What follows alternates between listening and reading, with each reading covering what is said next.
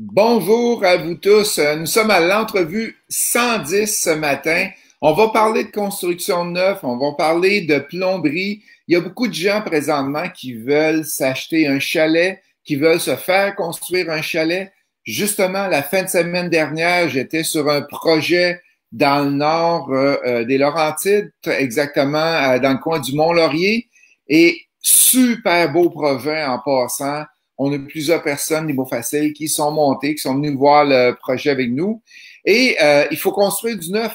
Fait que j'ai eu l'idée en fin de semaine de voir qui que je pourrais appeler dans mon réseau, qui pourrait m'aider à savoir c'est quoi qu'il faut faire quand on vient pour construire du neuf. Puis j'ai pensé à mon ami François Nadeau. Bon matin, François. Oui, bon matin.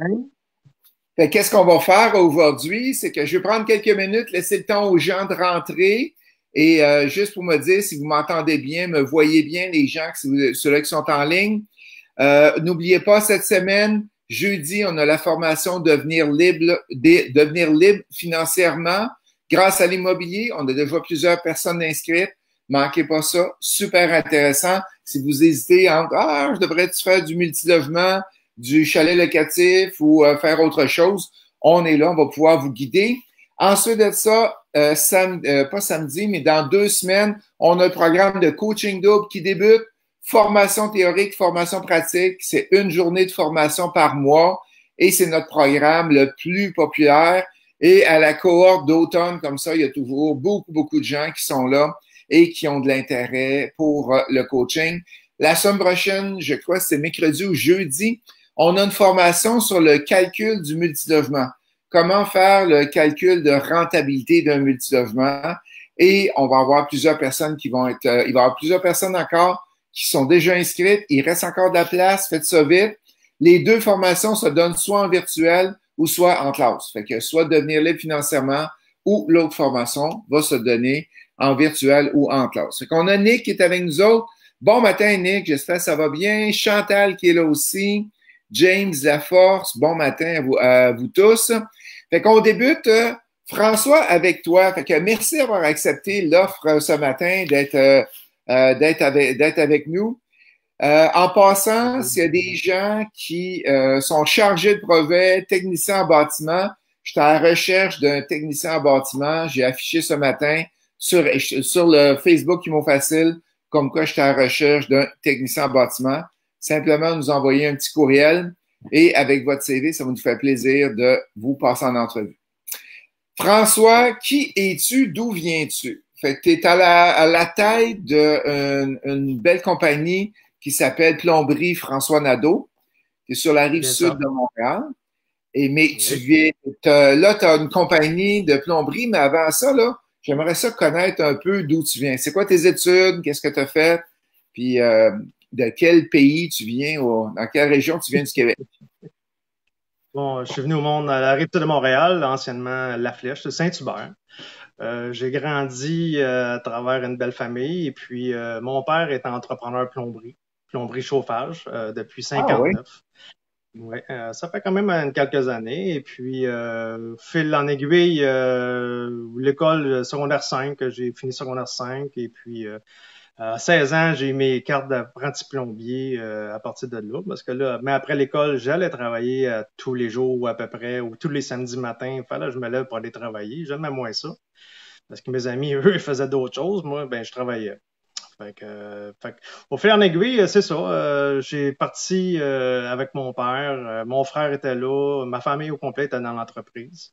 Et puis l'entreprise, elle a grossi au fil des temps. Puis en 98, j'ai décidé de mettre en œuvre ma propre compagnie parce que je me suis sorti un petit peu de la compagnie à mon père.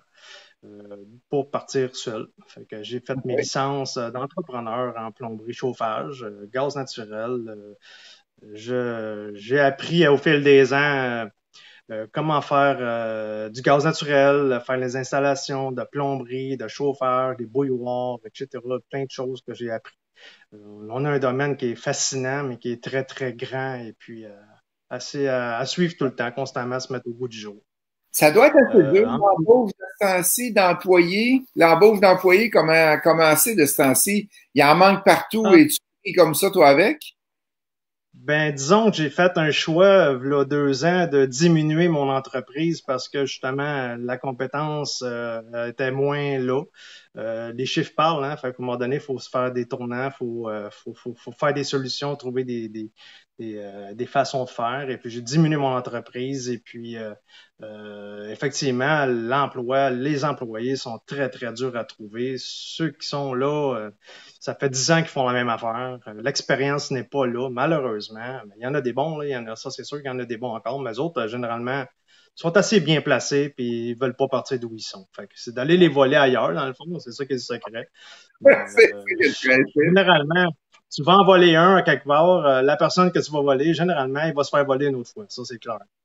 Hmm. Mais très, très difficile de trouver des gens compétents dans lesquels on travaille. Ça, c'est pas Et facile. pourquoi la construction? Je sais que tu es né comme dans le chaudron de la construction, là, mais comme un peu Obélix, là, mais Oui. tu as tout le temps été dans ce domaine-là.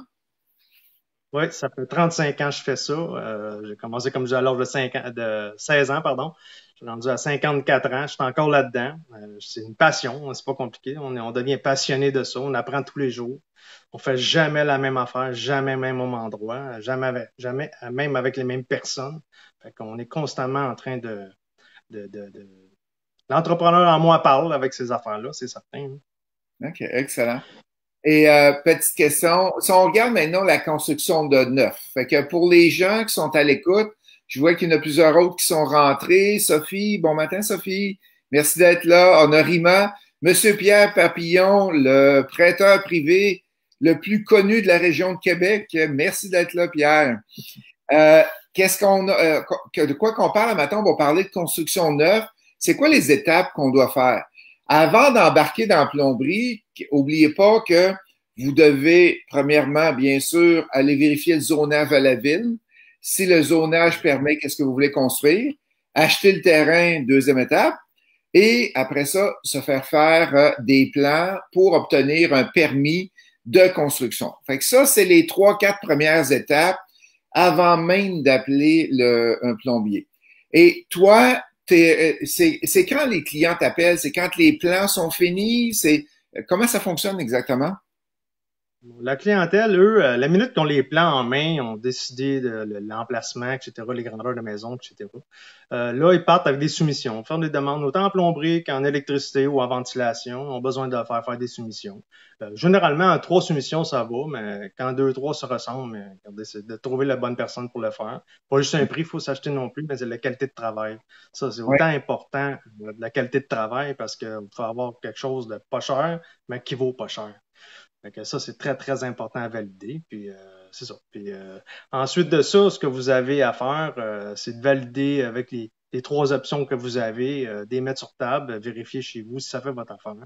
Et puis d'aller après ça, donner les contrats. Et puis ensuite de ça, au moment de la construction, quand la construction est commencée, les fondations, etc., avant vous avez la procédure pour appeler un plombier ou donner les contrats. Donc, si on parle d'un bungalow ou un cottage, ce qu'on parle, c'est qu'on s'apprend un plombier au moment que le toit est dessus. Okay? Et les divisions sont posées pour qu'on puisse faire la partie souterraine du bâtiment. Le sous-terre, ça fait au PP appel avec le bon dire, hein, pour faire ça, pour pouvoir faire la coulée de béton suite à ça. Ensuite de ça, il y a une autre Attends, étape. on va y aller tranquillement, parce que c'est pas tout le monde qui est très familier. Ça veut dire que toi, ils vont faire les fondations, mais ils feront Ouais. pas le plancher. Fait que toi, tu rentres avant qu'ils coulent le plancher, c'est ça? C'est ça, il faut le faire avant que le plancher de béton soit coulé. Puis c'est ça. Tous les tuyaux de plomberie. Et qu'est-ce qui est inclus dans un plancher de béton à l'intérieur du côté plomberie? Qu'est-ce que vous installez?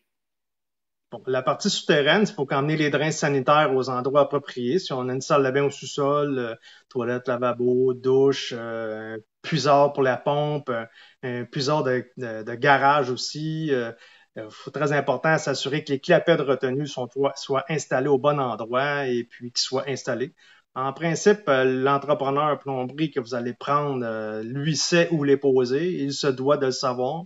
Il est tenu au code du bâtiment de suivre les procédures là-dessus. Fait que ça, c'est la première étape à faire. OK, parfait.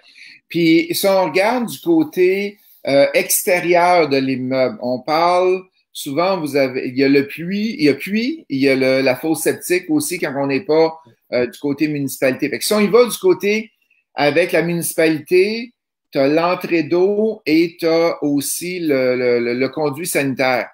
Comment ça fonctionne? La ville se rend où et le plombier se rend où? Comment vous démarquez ça? Généralement, la tuyauterie, selon l'endroit, selon la ville, vous devez vous assurer que la ville aussi vous donne les services, lesquels il vous le donne. Donc, un tuyau sanitaire, un tuyau pluvial aussi, et ou même l'alimentation d'eau s'il y a lieu. Mais la ville, elle, il y a ce qu'on appelle la boîte de bonhomme à l'eau, la boîte de service. La limite de la ville, elle arrête là. La ville vous emmène la tuyauterie nécessaire à boîte de service, puis après ça, de la boîte de service à la maison, vous engagez un excavateur, celui qui a fait vos excavations de la maison. Généralement, c'est lui qui fait ça, qui apporte la tuyauterie à l'intérieur de la maison. Et puis nous, en tant que plomberie, le code du bâtiment nous dit c'est le bâtiment, 1 mètre à l'extérieur du bâtiment, c'est à nous, vers l'intérieur. L'extérieur, on n'a pas le droit, ou on a le droit de le faire, là, mais c'est un partage avec les entrepreneurs en excavation, mais on leur laisse ce boulot. C'est pas une partie qui nous intéresse vraiment. Fait que, nous, après ça, on part de l'intérieur, puis on fait la distribution. OK. Fait que toute l'eau et l'égouts sanitaires, l'entrepreneur en construction te rentre ça dans l'immeuble, puis après ça, toi, tu détermines. Ça veut dire que si tu as des cas à passer, c'est du pic par appel qu'il faut que tu fasses en dessous. Fait que tu te fais de l'exercice aussi? Oui, oui, c'est un bon cardio, ça, je peux vous le dire. C'est le meilleur cardio, je pense, que j'ai eu dans ma vie, c'est celui-là. OK, on est rendu là. Si on a un puits, c'est quoi les types de puits qu'on peut avoir pour avoir l'eau à la maison? L'eau à la maison, ça prend une pompe à l'intérieur. Il y a différents puits. On a un puits artésien qui est creusé pas sous dalle, pardon, sur le terrain à une profondeur X, qui est selon le puisatier que va vous trouver. Vous avez un puits de surface aussi qui est dans une espèce de bassin de surface qui vont ramasser l'eau de surface. Et puis vous pouvez puiser l'eau aussi d'un lac, à partir d'un lac. Puis là, une chose bien importante que les gens ne vérifient pas, puis hier justement, j'ai eu une conversation avec des collègues, que les gens, leur tuyauterie d'alimentation d'eau, soit un puits de surface ou fosse septique, sont trop près d'un de l'autre. La fosse septique et l'eau de l'alimentation d'eau, soit d'un puits, il faut que ça soit minimalement à 100 pieds de distance pour pas que l'eau sanitaire se ramasse dans l'aqueduc et puis qu'on puisse la boire, malheureusement. Fait que de temps en temps, il faut faire un test d'eau pour savoir si l'alimentation d'eau est conforme, s'il n'y a pas de coliforme justement à l'intérieur. OK, excellent. Les fausses... Puis du côté sceptique, parle-nous un petit peu comment ça fonctionne. Ben, dans la fosse septique, ça prend des plans que vous devez avoir formulés par l'installateur. L'installateur de Bioness, sans la nommer, il y a d'autres compagnies qui le font aussi. Ça, faut que ça soit approuvé par la ville. Et puis, l'installation de ça, c'est pour des spécialistes, naturellement. Puis, eux amènent la tuyauterie. L'extérieur, c'est tout eux qui le font, mais ils l'amènent jusqu'à l'intérieur. De l'intérieur, nous, on part à partir de ce tuyau-là pour alimenter toute la maison. Excellent. Fait que ça, c'est la première étape, c'est le sous-œuvre en dessous de la dalle. Et après ça, est-ce qu'ils construisent la maison, ils vont construire la maison, la charpente de bois. Et après ça, toi, tu vas revenir, à quel moment tu vas revenir à l'intérieur? Ben, nous, on revient quand la construction, le toit est là, les divisions sont faites pour pouvoir, nous autres, emmener notre canalisation aux endroits appropriés, soit dans les murs, soit les drains au plancher, les toilettes, etc. Faire la distribution de tout ce drainage-là. Et puis, on a un évent à sortir au toit aussi, un mètre évent. Et puis, il faut tous les raccorder ensemble pour les sortir au toit. Ça, c'est très, très important parce qu'on rencontre ça souvent. Ses cousins, le beau-frère, c'est facile de faire de la plomberie, je vais en faire. Puis finalement, on se ramasse avec des problèmes on a un méchant casse-tête. Fait que ça, c'est très, très important à faire suivre, de le faire correctement. Fait que, il y a aussi la distribution d'eau, faut faire. La distribution d'eau, elle, ce soit en plastique, en cuivre. Selon les municipalités, vérifiez toujours les municipalités parce que ça diffère d'un à l'autre. Et puis les municipalités, ils ont Ouais, je voulais dire, ils sont plus hauts que le code du bâtiment au niveau résidentiel. Fait que c'est à valider ça, c'est certain. Mais il y a des municipalités qui obligeraient le cuivre au lieu du tuyau plastique? Oui, effectivement, il y a des municipalités comme Westmount, des secteurs où ce que c'est haut de gamme, le plastique, l'alimentation d'eau est pas permise. Puis il y a des sortes de tuyauterie aussi de drainage qui est pas permis. Ça peut être de la fonte aussi qui est encore utilisée pour faire le drainage dans les bâtiments. Fait que ça, c'est bien, bien important à valider parce que ça change les coûts de roulement aussi. Aïe, je comprends, là, passer du tuyau de cuivre, c'est beaucoup plus dispendieux que faire du tuyau de plastique. Et juste sur la rapidité d'exécution aussi, là. Il y a Ouais, ça, c'est un autre point de manche. Là, le monde d'aujourd'hui sont habitués de faire des tuyaux de PEX en plastique et puis qui se promènent n'importe comment. Mais un tuyau de cuivre, t'as pas le choix de l'installer correctement droite, au niveau, de la bonne façon, parce que statiquement aussi, on s'attend d'avoir un travail qui est bien fait statiquement. OK, excellent. Si vous avez des questions, les amis qui sont en ligne présentement, vous gênez pas, côté plomberie, construction, on va pouvoir, François ou moi, on va pouvoir vous aider. Fait que là, la plomberie est faite à l'intérieur de la maison. Troisième étape, quand les murs sont finis, c'est quoi? Les murs sont finis, la peinture faite, la céramique faite, toute la boiserie intérieure faite. Après ça, c'est l'installation des appareils sanitaires. Les appareils sanitaires, les toilettes, lavabos, bains, les douches, les finitions de douche, les éviers de cuisine, les lavabos, etc. Fait que c'est le point final là, dans lequel on fait. Puis on est rendu là. Fait que rendu là, ben, on fait nos tests, etc. Et après ça, on fait une petite expertise avec la clientèle pour faire le tour, pour s'assurer que tout est bien fonctionnel. Parfait. Et est-ce que c'est toi qui choisis les lavabos, les robinets, ou c'est tout le temps le propriétaire qui est choisi, ou tes conseils, comment ça fonctionne? Bien, principalement, moi, j'aime bien fournir mes matériaux parce qu'il y a une question de garantie là-dessus. Si vous achetez ça dans des grandes surfaces, si vous m'emportez ça et puis vous me demandez d'installer des équipements, premièrement, il faut qu'ils soient approuvés CSA. Très, très important. S'ils ne sont pas approuvés CSA, je n'ai pas le droit de les installer. Et Oh, puis, wow. les équipements qui viennent dans des grandes surfaces aussi, c'est des pièces détachées souvent. Fait que des fois, on va fournir des matériaux, nous autres, de première qualité versus les grandes surfaces vont être deux, trois, quatrième qualité. Que le temps d'installation, des fois, fait la grosse différence. Ça va nous prendre 1 heure à installer un équipement que nous, on va fournir versus, je vous parle d'une douche, genre, qui va prendre 8 heures à installer tous les morceaux confondus. Là. Nous autres, ça va nous en prendre 1 heure ou deux, puis ça va être fait. Fait que des fois, le prix, c'est plus approprié que nous, on le fournisse et puis qu'on l'installe de la bonne façon puis qu'on garantit l'installation. Parce qu'on ne peut pas être garant d'installation des équipements des grandes surfaces, malheureusement. Mais en tout cas, on nous oblige de. C'est un gros problème, ça, qu'on a. Exactement. Parfait. Puis, combien ça coûte, mettons, que tu es alimenté avec la municipalité pour construire pour faire de la plomberie sur un bungalow de 1000-1200 pieds carrés, là, un bungalow ordinaire? On parle de quel prix? C'est sûr que tu as un prix des matériaux. Si tu achètes une douche plaquée or, il va y avoir beaucoup plus de frais, là, mais on parle de quel prix environ normalement? Ben, c'est ça. Ça, c'est une grosse question. Ça dépend toujours qu'est-ce qu'on met à l'intérieur. Moi, en plomberie d'un bungalow, si on fait une salle de bain au sous-sol, on faudrait budgéter au moins à peu près 15 000 en plomberie avec les appareils sanitaires. Ça, c'est certain que ça peut être très aléatoire. Ça peut être moins que ça peut être plus, mais la moyenne, je dirais, mettons un 15 000, là, c'est un bon budget. La salle de bain d'en haut, tu fais voyons, la cuisine plus une salle de bain au En deux sol. mots. Et tout C'est ça, ça le bien ça. OK, fait que c'est pas quand même gros comparé au prix. Tu as une maison de 300 000, 400 000, 15 000. C'est pas quand même si gros que ça. Parfait.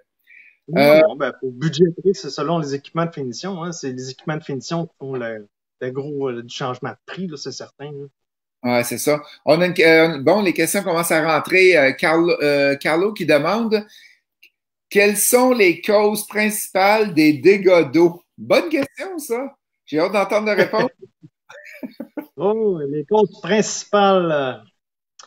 Disons qu'il y en a plusieurs. En PEX, entre autres, ce qu'on retrouve, c'est des bagues qui sont pas crimpées, qui sont pas pincées. Donc, les tuyaux à long terme, ils peuvent sortir de là puis faire des bons dégâts d'eau. Des bons dégâts, des joints de silicone mal faits, ça, c'est plus finir. Des dégâts majeurs avec ça. Des drains de douche. Il y en a de toutes les sortes. Là. Disons que le plus gros d'une maison privée, serait plus d'un commercial, disons, ou d'un bâtiment étage avec un toit plat, c'est les drains pluviales. Ça, c'est majeur. Là. OK. Montréal, genre, Montréal, centre-ville, peu importe le secteur, c'est tout des toits plats. Fait que là, avec les refoulements d'égouts, là, on en a des problèmes. Excellent. On a une question de Wilco. Comment peut-on s'assurer d'avoir une bonne pression d'eau pour une construction neuve? Là, il y a la pression d'eau de la municipalité puis la pression d'eau de la pompe aussi. Ça, la municipalité, généralement, ça c'est validé avec les villes aussi, à savoir que l'eau, eux autres, il y a un site sur l'urbanisme avec lequel on est capable de savoir la pression d'opération de la ville. Généralement, entre 50 et 65 livres de pression, c'est pas mal la moyenne. Et puis, quand on a une pompe un peu artésien, ben ça, c'est d'ajuster notre pression sur la pompe, la station de pompage qu'on a avec le réservoir d'expansion. Fait que ça va s'ajuster là pour ajuster la pression. OK, excellent. On a Jacques qui dit, moi, dans mon cas, c'est le dégât d'eau que j'ai eu, c'est l'alimentation d'eau sur le frigidaire. Je peux vous en parler. Et est-ce que tu as eu des dégâts d'eau comme ça ou c'était vois moins ceux-là parce que c'est souvent le propriétaire qui va brancher son petit tuyau quand il achète le frigidaire? Ça arrive, mais la tuyauterie, là, je le vois surtout dans des condos. Dans des condos, eux, qui ont des problèmes avec ça. Le cousin, le beau-frère a fait l'installation. Il n'a pas pris la bonne tuyauterie nécessaire pour le faire. Dans les grandes surfaces, il faut s'assurer aussi que la tuyauterie est faite pour retenir une pression. C'est pas juste une canalisation de tuyauterie, mais qu'il y a une pression à retenir dessus. Si on voit ça, ou même la tuyauterie déjà existante sur un frigo. Un petit trou de sable, ça peut faire un dégât très, très longtemps. On le voit pas et puis ça coule, puis ça s'en va, ça s'infiltre un peu partout. Effectivement, les frigos de Saint-Cy, j'avoue que c'est un majeur. Parlant de conduit, j'ai une roulotte dans ma famille et mon beau-frère s'est fait installer un nouveau puits. Puis il est flambant neuf, là, il y a à peu près 2 mois. Fait que cet été, j'étais là. Ma hausse de jardin était flambant neuve. On en achète une neuve. Ça a à peu près 15 pieds pour se raccorder la maison. Et il est venu à peu près gros, 2 fois la grosseur, quasiment 1,5 pouce de diamètre. J'ai dit, ah, parouette, cette pression-là. Fait que je sais pas si c'est branché avant le régulateur de pression ou après le régulateur, mais aïe, je prenais la douche à l'intérieur de la roulotte, puis il y avait de la pression. Probablement que tu avais la pression de la pompe qui poussait dedans, elle, automatique, justement peut-être en amont du réservoir d'expansion, peut-être que tu branché. Branché du bon bord pour là-dessus. On a Salim qui demande maison usinée ou maison construite et maison construite. C'est quoi la différence qu'il y a de ton côté? Fait que tu arrives avec une maison usinée, tu arrives avec une maison que tu construis sur place. La différence entre les deux? La différence entre les deux, je peux pas dire le coût, mais en usine, une maison qui est montée en usine est montée en bois sec. Et puis, elle n'est pas aux intempéries. C'est un petit peu ça la différence, mais je pourrais pas dire sur la qualité du bâtiment. Selon mon expérience, là, je pourrais pas dire la qualité des deux, qu'est-ce qui est meilleur d'un de l'autre, mais j'imagine que le bois sec est très bon. Hein. Ton impact à toi, est-ce que c'est un impact où il y a déjà un peu de plomberie de fait dedans quand il s'est acheté? C'est ça. Généralement, la plomberie est faite en usine. Les équipements sanitaires sont installés en usine. Et fait qu'il reste les branchements. La partie, quand ils viennent installer une maison sur un solage, nous, il faut faire la partie souterraine puis faire les branchements sous dalle et ou pour monter les colonnes nécessaires pour le branchement des sanitaires. Et même l'aqueduc aussi, les amener d'eau aussi. OK, parfait. C'est ça, notre partie à nous qu'on a à faire à l'intérieur. Hey, merci à tous les gens qui sont là présentement en ligne. Samuel qui vient de joindre nous autres, Mireille, Jacques. Une question pour toi. J'ai tout le temps la question qui tue dans mon entrevue. Tu as regardé d'autres entrevues, c'est plusieurs que je te vois en ligne avec moi. François, as-tu quelque chose à nous raconter que les gens ne savent pas ou qui t'est arrivé quand tu étais jeune ou une job ou quelque chose que tu pourrais nous parler. Toi, tu as eu l'avantage de voir plusieurs autres entrevues, fait que tu as dû avoir le temps de te préparer. Vas-y donc, as-tu quelque chose à nous raconter? Ben, vite fait de même, j'en ai une qui était pas tellement passionnante à mon égard, qui était, fait longtemps déjà, mais qui peut arriver à tout le monde, n'importe quand, n'importe où, sur OK. un blocage d'un ligne sanitaire dans une maison. Ça, je vais m'en souvenir, je pense, toute ma vie. À un moment donné, manquait un peu d'expérience à ce moment-là. On est arrivé avec un débouche, un fichoir, ce qu'on appelle, là, pour débloquer la ligne. Mais j'ai pas validé à savoir si la colonne sanitaire était vide ou était pleine avant de déboucher le bouchon en bas. Les gens Je qui sais connaissent pas si vous savez, mais l'explosion, le fameux dégât qui est arrivé au sous-sol, mais pas juste au sous-sol, mais sur moi-même. Ça, c'était, excusez-moi, écœurant.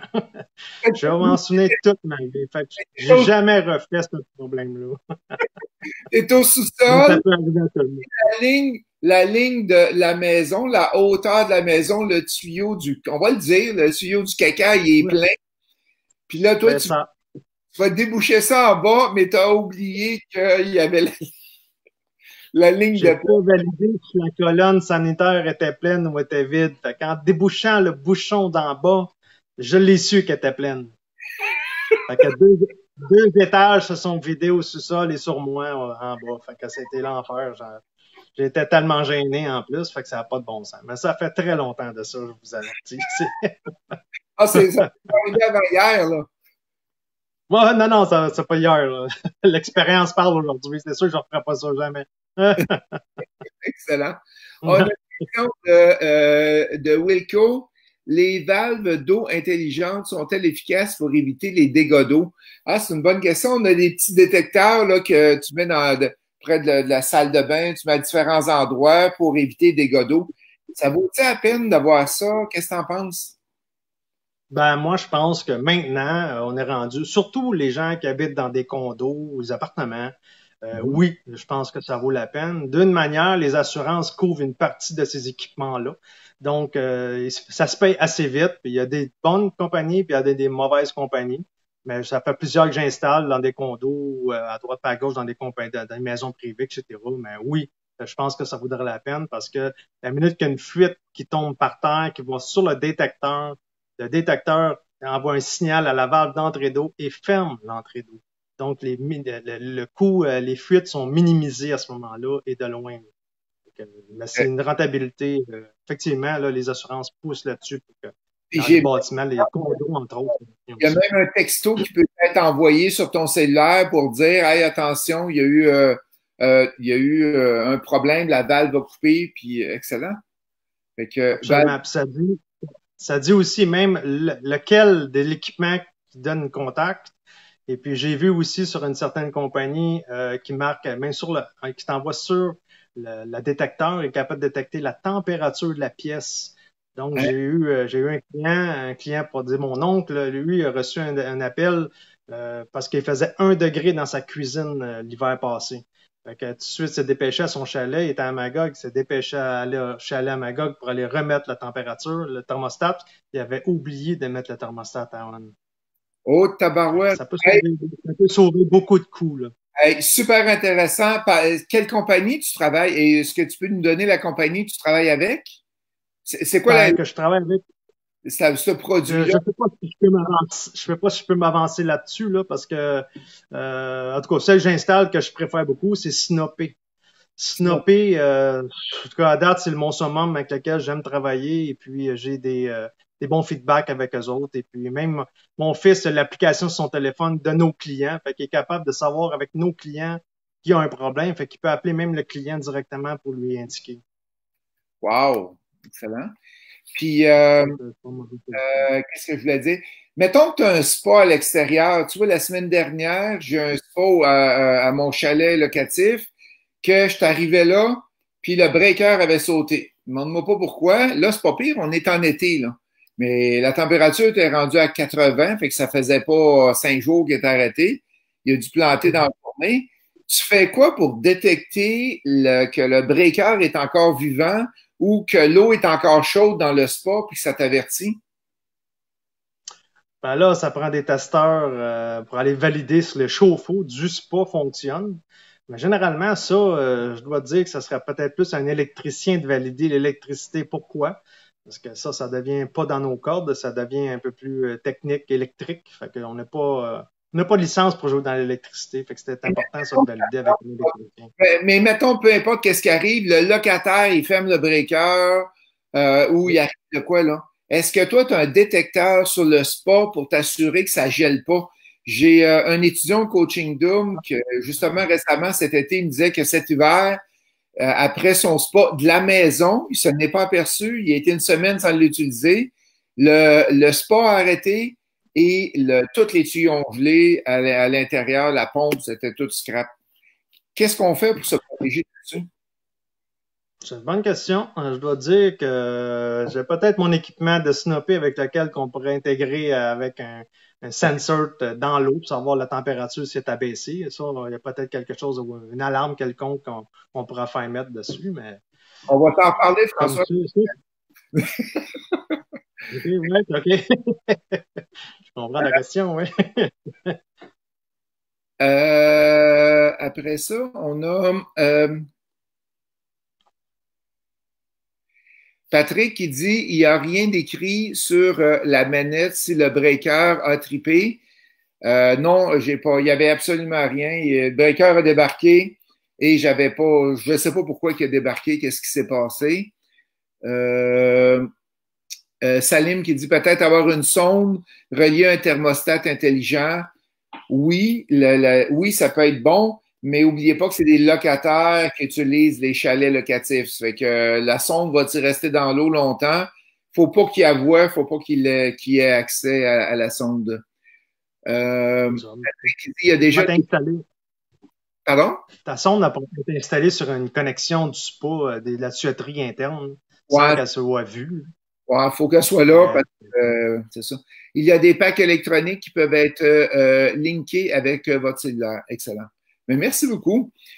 Fait que je pense qu'on a fait pas mal tout le tour de la plomberie.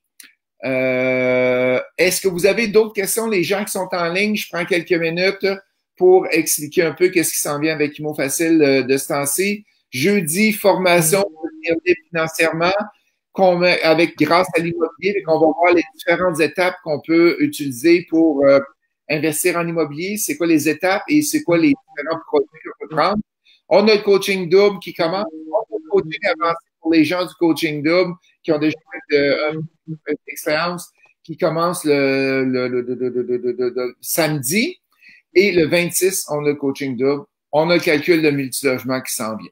Fait que si vous avez aimé l'entrevue d'aujourd'hui, allez donc vers un pouce ou envoyez un petit cœur à notre ami François Nadeau. Comment on peut te rejoindre, François? C'est quoi le numéro de téléphone de la compagnie? La compagnie, c'est le 450-446-2711. 2711, parfait. Et une chose très, très importante que vous devez vous assurer, c'est d'avoir un plombier certifié. Pas des plombiers qu'on trouve sur, comme je dirais, dans des petites annonces. Ça prend un plombier avec des licences de la Corporation des maîtres mécaniciens en tuyauterie du Québec, dont les logos, c'est le CMMTQ. Très, très important parce que ça prend des assurances pour faire de la plomberie. Ça prend un code du bâtiment. Et puis, il n'y a pas un pouce de tuyau qu'on pose à l'intérieur d'un bâtiment avec lequel on n'a pas de loi à rattacher avec ça. Ça, il y a plusieurs personnes qui savent pas ça. Parfait. Très important.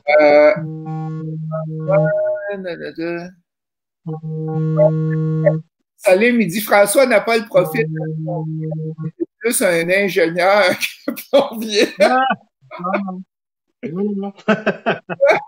bon. Parce que disons que je touche. Salim, il y a beaucoup. Plusieurs semaines. C'est ça. Pardon?